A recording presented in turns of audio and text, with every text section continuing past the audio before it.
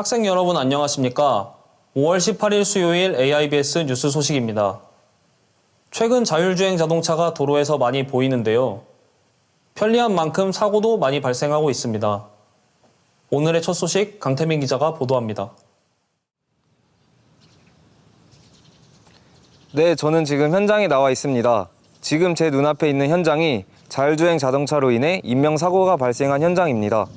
이번 사고로 인해 한 명이 경상을 입는 등의 피해가 발생하였습니다. 하지만 운전자가 직접 운전을 하지 않고 자율주행 모드로 운전을 했다는 이유로 이번 사고의 피해가 누구의 책임인지에 대해 다투고 있는 상황입니다.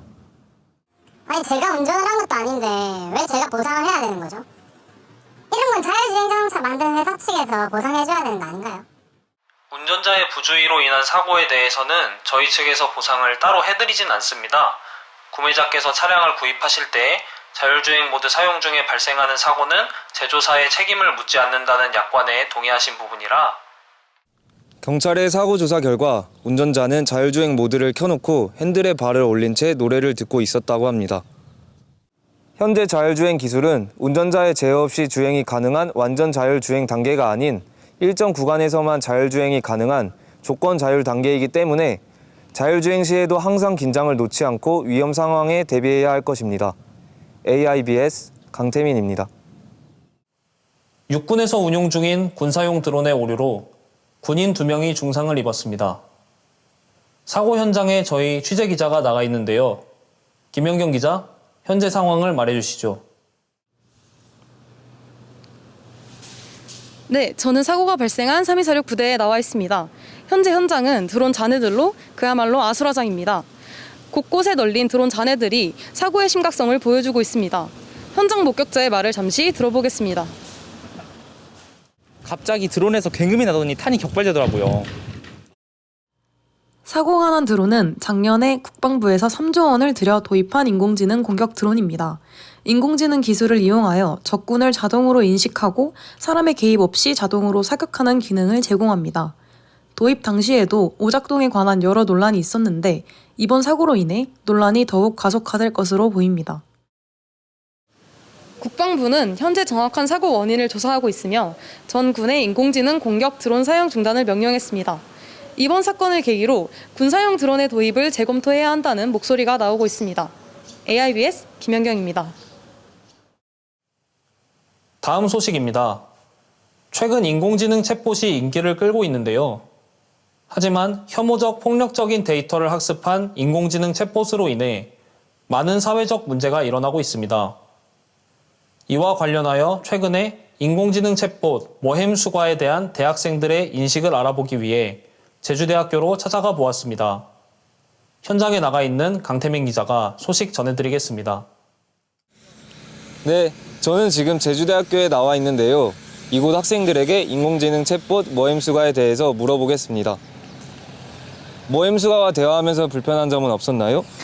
아니, 제가 모임수과랑 대화를 하는데 아주 쌍욕을 하더라고요. 어린 학생들이 들으면 좋지 않은 말도 많이 쓰고요.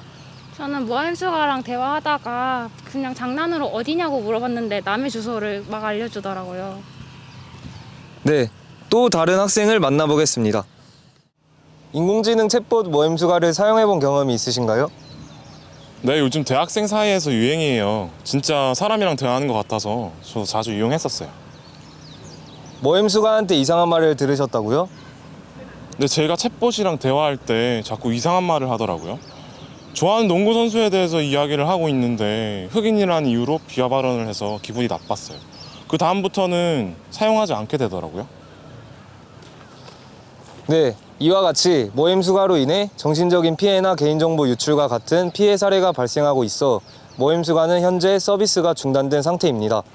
이번 논란으로 인해 인공지능을 어떻게 개발하고 사용할지 구체적인 논의가 필요하다는 목소리가 나오고 있습니다. 학습 데이터의 편향성에 따라 인공지능 모델의 결과물이 달라질 수 있는 만큼 인공지능 챗봇의 데이터 학습 규정을 엄격하게 정해야 할 것입니다. 개발자와 사용자 모두의 올바른 윤리의식이 중요한 시점입니다. AIBS 강태민입니다. 요즘 모르는 번호로 수상한 전화가 오면 먼저 보이스피싱을 떠올리죠. 하지만 딸의 번호로 딸과 같은 목소리로 전화가 걸려온다면 어떨까요? 최근 딥페이크 기술을 이용하여 피해자들을 속이는 신종 보이스피싱 범죄가 유행이라는데 조심하셔야겠습니다. 김연경 기자가 보이스피싱 피해자들을 직접 만나 어떻게 범행이 이루어지고 또 어떤 점을 조심해야 하는지 알려드립니다. 김모 씨는 지난 5월 해외여행을 하고 있는 딸 A양으로부터 교통사고가 났으니 수술비를 보내달라는 전화를 받았습니다. 지금 딸이 마침 해외여행을 갔는데 딸 번호로 전화가 와서 교통사고가 났다고 병원비로 쓸 돈을 급하게 보내달라고 하더라고요. 김모 씨는 딸의 목소리로 걸려온 전화에 놀라 바로 송금했습니다. 목소리가 너무 똑같아서 의심도 없이 돈을 보냈는데 알고 보니 보이스피싱이더라고요. 딥보이스를 이용한 신종 보이스피싱입니다. 최근에는 딥페이크 기술을 악용한 보이스피싱 피해 사례도 발생하고 있습니다. 아니 갑자기 부인이 병원에 입원했다고 카드를 찍어서 보내달라고 문자가 왔어요. 그래서 거짓말 치지 말라고 의심을 했더니 병원에서 링겔 맡고 있는 동영상을 보내주더라고요. 그래서 바로 보냈는데 그게 보이스피싱일 줄은 꿈에도 몰랐죠. 인공지능의 발달로 금융기관이나 경찰을 사칭하는 단순 보이스피싱이 아닌 딥보이스, 딥페이크 기술을 접목시킨 새로운 유형의 보이스피싱 범죄들이 발생하고 있습니다. 전문가들은 보이스피싱이 의심되면 전화를 끊고 빠르게 112를 통해 신고하라고 조언합니다. AIBS 김연경입니다. 다음 소식입니다. 길을 걷거나 작업이나 운전을 할 때, 그리고 친구들과 휴식을 취하거나 쇼핑을 할 때에도 우리를 지켜보는 존재가 있습니다. 그것은 바로 CCTV입니다. 최근에는 기술도 진화하여 단순히 장면을 녹화해 보여주는 것에 더해 영상을 분석하여 사람들의 행동이나 특별한 상황들을 인식하는 지능형 CCTV가 등장했는데요. 최근 이러한 지능형 CCTV를 악용하는 사례가 급증하고 있습니다. 강태민 기자가 보도합니다. 작년 A대학에서는 지능형 CCTV 200여 대를 도입했습니다. 범죄 예방 및 시설 관리를 목적으로 설치되었지만 현실은 달랐습니다. 지난 6개월간 총장 이모 씨는 지능형 CCTV의 얼굴 인식 기능을 이용해 교직원들을 감시해왔습니다. 교직원들은 이 사실에 대해서 알지 못했습니다.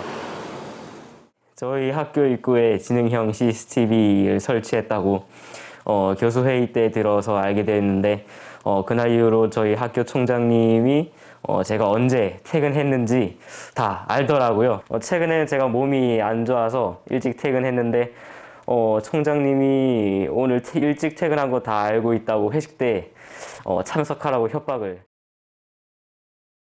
지능형 CCTV는 특정한 사람을 인식하고 그 사람의 행적을 추적하는 것이 가능합니다. 이러한 지능형 CCTV가 범죄 예방이 아닌 일반인의 행적을 추적하는 용도로 사용될 경우 개인의 사생활이 침해되는 문제가 발생할 수 있습니다. CCTV가 원래 목적으로만 사용될 수 있도록 철저한 관리 감독이 필요할 것 같습니다. 지능형 CCTV는 범죄와 사고를 효과적으로 예방할 수 있지만 그에 따른 위험성도 존재합니다. 전문가들은 이러한 지능형 CCTV의 관리에 대한 제도적 장치가 마련되어야 한다고 이야기합니다. AIBS 강태민입니다.